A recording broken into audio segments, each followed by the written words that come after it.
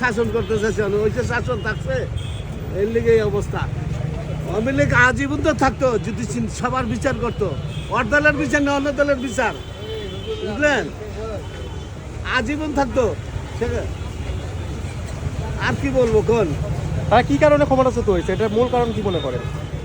মূল কারণ এদের সময় লাগবে ভাই, মূল কারণ ভাই বলেন, আমরা আর কিছু কারণ নাই, আমরা সারা কাম করে খান, বুঝলেন, নিজে লকডাউন দিছে, আর বেলা লকডাউন দেয় নাই, যারা মারধর চুরি করে মারধর করে সব শেষ করে দিয়েছে, মুসরে আওয়ামী লীগের দল বয়ে থাকছে, ওখানে আর লকডাউন দেয় কোন কারণে? আর তো কোনো দেশই নাই, আর কি আছে? সেরকম ভাবে তো আমাদের ভোগান্তি, এখন তো কষ্ট বলে, কাজ কাম নাই, কোনো কিছু নাই, গাড়ি ভাঙচুর, মানুষ ভাঙচুর, মনে করেন একটা ক্ষয়ক্ষতি, এরকম ভাবে বলি পারে কি আমার জীবন চলে?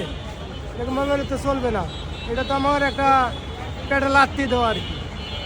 এরকম ভাবে তো লাগে কোনো জীবন, কোনো সংগঠন চলে না। তো আগে নিজের পরিস্থিতির শিকার হইতে হবে, তারপরে সব কিছু করতে হবে, ঠিক আছে? এই লিগে আমার বক্তব্য।